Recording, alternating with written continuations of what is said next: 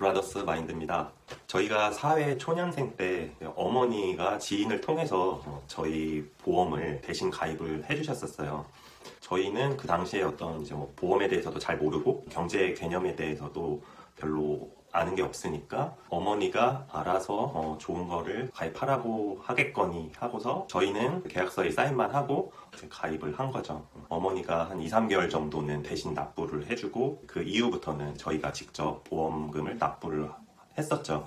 주변에 지인들 얘기를 들어보니까 저희뿐만 아니라 그 지인들도 이런 식으로 부모님의 권유를 통해서 보험을 가입하게 되는 경우가 많더라고요. 저희도 이런 식으로 가입을 한 보험이 여러 개가 된 거예요. 그래서 한 달에 보험료만 저 같은 경우는 월 73만 원까지도 냈었던 경우가 있었거든요.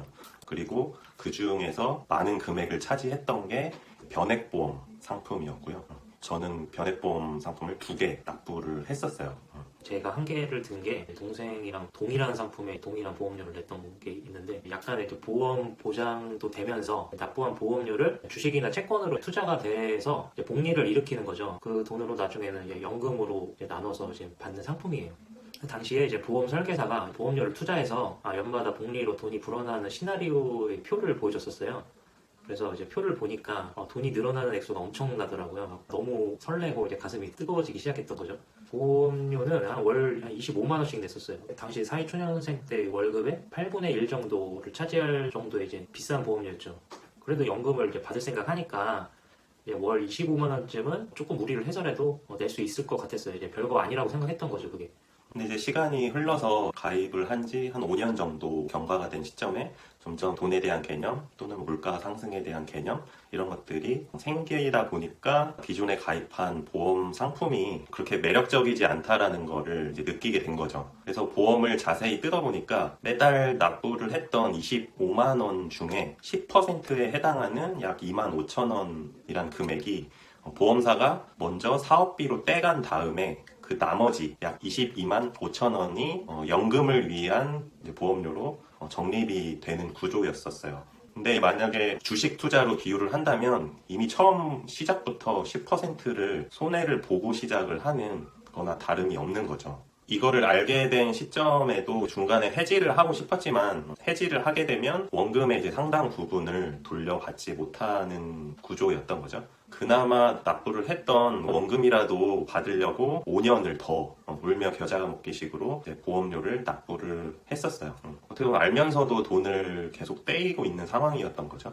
근데 이제 세월이 지나서 10년 만기 2개월 전에 2개월 후면은 이제 돈을 이제 수령을 할 수 있거나 연금으로 전환을 하거나 결정을 해야 되는 시기가 됐는데 확인을 위해서 이제 보험회사 고객센터에 전화를 해서 물어봤던 거죠. 근데 안내를 받을 때 자기네들의 수익률을 이제 얘기를 하는데 10년 동안 16% 정도의 수익률을 냈다고 하는 거죠. 근데 그거는 자기네들 얘기고 사업비를 제외한 금액에서 수익을 낸 수익률이기 때문에 저희에게는 의미가 없는 거죠. 저희 입장에서 다시 계산을 해보면 원금 대비 10년 동안 2% 정도의 수익이 났던 거예요. 과연 그 연금 상품에 자격이 있는지 의문이 들 정도였다는 거죠. 이거는 물가 상승률보다도 오히려 못해서 시간이 갈수록 사실은 돈을 번다기보다는 손해인 거죠. 그럴 바에야 차라리 변액연금 상품보다는 은행에 넣어놓는 게 나을 정도로 그만큼 매력이 없는 상품이었고 저희가 그동안 납부한 보험료를 만기 시점에 일시금으로 받을 건지 아니면 20년 동안 계속 예치를 해두면서 20년 후에 연금으로 나눠서 받을 것인지 선택을 해야 했어요. 그래서 저희가 그 수익률이 도저히 믿기지가 않아서 고객센터에 전화를 해서 다시 한번 확인을 했죠. 연금으로 받으면은 월마다 얼마씩 나오냐라고 물었거든요. 월 9만 원씩 받는다고 이렇게 얘기를 하는 거예요. 답변을 듣는 순간 내가 잘못 들었나? 월 90만 원이요? 이렇게 물어봤죠. 아니요, 월 9만 원이요. 이렇게 얘기하더라고요. 그러니까 20년 후에 연금이 나오니까 20년 후에 물가로 9만 원의 가치로 받는 거죠. 그러니까 9만 원보다 더 많이 나온다는 얘기죠. 이렇게 다시 한번 확인을 했던 거죠. 그랬더니 아니요, 20년 후에도 그냥 9만 원씩 받습니다. 그 얘기 듣고 너무 화가 나는 거예요. 저희 보험이 25만 원씩 10년 동안 납부를 했더니 원금은 3천만 원이고 저희가 받는 수령액은 3,036만 원 정도였어요. 우리가 주식 투자로 아무리 못해도 연마다 10% 정도는 수익이 나는데 3천만 원으로 20년 동안 복리로 계산을 해보면 대략 2억 원 정도 되거든요. 근데 20년 후에 연금으로 받으면 우리에게 월 9만 원씩 준다고 한다는 자체가 이해가 안 가고 어이가 없어서 그냥 저희가 일시금으로 받기로 결정을 했었습니다. 보험 설계사 분들도 어쨌든 개인의 이득을 위해서 영업을 하시는 거기 때문에 본인에게 수수료가 많이 떨어지는 상품을 위주로 권유를 할 수밖에 없겠죠. 이건 어쩔 수 없는 부분이라고 생각을 해요.